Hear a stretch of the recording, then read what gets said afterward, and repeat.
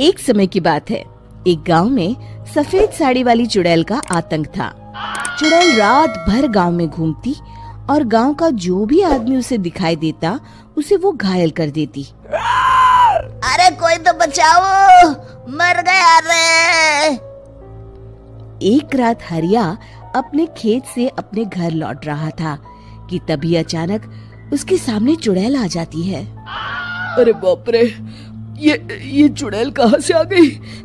आज तो मैं गया काम से।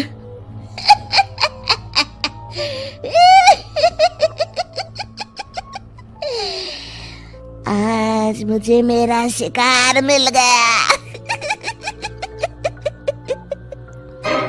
अरे चुड़ैल दीदी, मुझे छोड़ दो। जैसे ही चुड़ैल हरिया की तरफ बढ़ती है, हरिया वहाँ से भाग जाता है और अपने घर के दरवाजे पे पहुँचता है। अरे भगवान, जल्दी से दरवाजा खोलो, मेरे पीछे चुड़ैल पड़ी है। हरिया की पत्नी जल्दी से दरवाजा खोल देती है। अरे आप इतना हाफ क्यों रहे हैं? अरे मेरे पीछे चुड़ैल पड़ी है, आज तो मैं बाल बाल बच गया। जल्दी से सभी दरवाजे और सभी खिड़कियों को बंद करके बत्ती बुझा दो। तभी चुड़ैल हरिया के घर के पास पहुंच जाती है। अरे वो आदमी कहाँ गायब हो गया? मैं भी देखती हूँ आखिर कब तक बचेगा। मैं अपने शिकार को इतनी आसानी से नहीं छोड़ती। इतना कहकर चुड़ैल वहाँ से चली जाती है। वहीं दूसरी तरफ हरिया और उसकी पत्नी दोनों अपने घर की खिड़की से ये सब देख रहे होते हैं।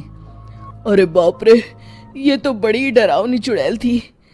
अगले दिन ये बात आग की तरह पूरे गांव में फैल जाती है और धीरे धीरे लोग चुड़ैल के डर के मारे शाम होते ही अपने घरों से बाहर निकलना बंद कर देते हैं। कुछ दिनों के बाद भाई, मैंने तो इस चुड़ैल के डर के मारे रात को अपने खेतों को पानी देना बंद कर दिया है। कहीं मेरी फसल सूख गई तो मैं तो कहीं का नहीं रहूंगा। साहूकार का कर्जा कैसे चुकाऊंगा? अरे भाई, पूरे गांव वालों का यही हाल है। पता नहीं ये चुड़ैल हमारे गांव में कहां से आ गई। फिर एक दिन गांव के पास वाली नदी के किनारे एक बहुत बड़े तांत्रिक के आने की बात कुछ गांव वालों को पता चलती है। वो लोग जाके ये बात गांव के मुखिया को बताते हैं। मुखिया जी, नदी के किनारे एक बहुत ही पहुंचे हुए तांत्रिक बाबा आए हैं। हमें उनसे मदद मांगनी चाहिए। मैंने सुना है वो बड़े बड़े भूतों और चुड़ैलों को अपने वश में कर लेते हैं।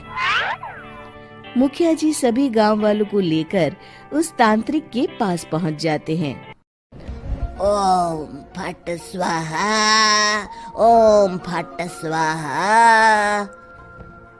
तभी तांत्रिक अपनी बंद आंखों को खोलकर कहता है, क्या बात है? तुम सब लोग यहाँ क्यों आए हो?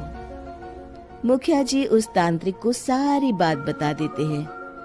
अच्छा, तो ये बात है। और तांत्रिक अपनी आंखों को बंद कर लेता है। मैं देख रहा हूँ तुम्हारे पूर्वजों ने बहुत पाप किए थे, जिससे ये गांव अब श्रापित हो चुका है। उसी के फल स्वरूप तुम्हारे गांव में चुड़ैल आई है। ये चुड़ैल बहुत खतरनाक है, ये किसी को नहीं छोड़ेगी। हे भगवान, मर गए रे, अब क्या होगा? तभी गांव के मुखिया जी कहते हैं, बाबा, इस चुड़ैल से हम सबको बचा लीजिए, कोई तो उपाय होगा। इसका सिर्फ एक ही उपाय है। सभी गांव वालों को बारी बारी हर दिन अपनी आधी फसल उस पहाड़ी के ऊपर बनी काली गुफा में छोड़ के आनी होगी।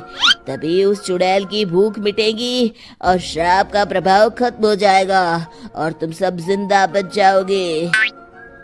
सभी गांव वाले उस तांत्रिक की बात को मान लेते हैं और वहां से चले जाते हैं।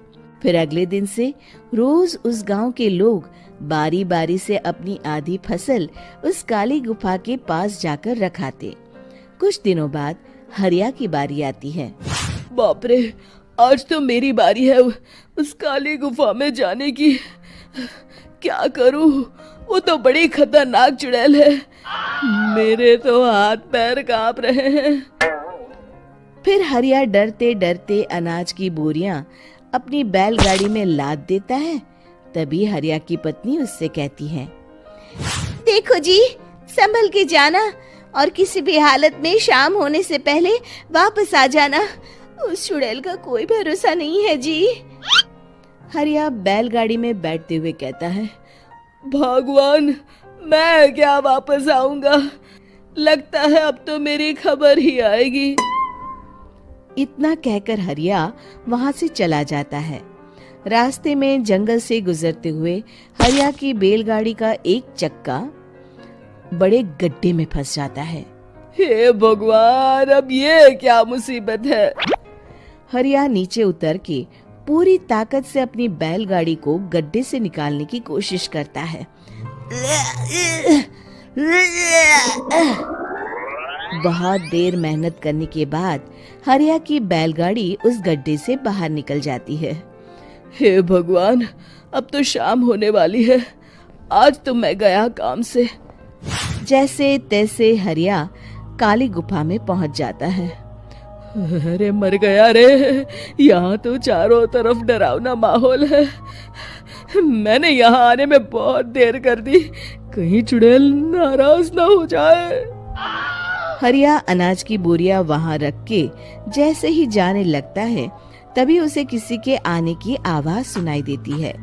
हरिया एक कोने में छुपकर अंदर देखने लगता है। चुड़ैल वहां आती है और फिर अपने चेहरे से नकली चुड़ैल का मुखौटा निकाल देती है। हरिया ये देख के हक्का बक्का रह जाता है। तभी चुड़ैल कहती है, भैया यहाँ आना, आज तो बहुत अनाज आया है।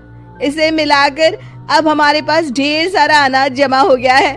कल ही हम इसे शहर में बेच आएंगे और माला माल हो जाएंगे। तभी अंदर से नदी के किनारे वाला तांत्रिक बाहर आता है। अरे, ये तो तांत्रिक बाबा है। हाँ, अब तो हम दोनों की जिंदगी मजे में कटेगी। गांव वालों को बेवकूफ बनाना इतना भी मुश्किल नहीं था। लोग तो तुम्हें सच में असली चुड़ैल समझते हैं। हाँ, तुमने सही कहा। अब ये गांव वाले चुड़ैल के डर से जिंदगी भर इस काली गुफा में अनाज पहुंचाते रहेंगे। अच्छा, तो ये बात है। ये दोनों पूरे गांव वालों को बेवकूफ बना रहे हैं। अभी जाकर सबको बताता हूँ। हरिया उन दोनों की पूरी बातें सुन लेता है और जल्दी से वापस गांव में आता है। गांव वालों को पूरी बात बता देता है।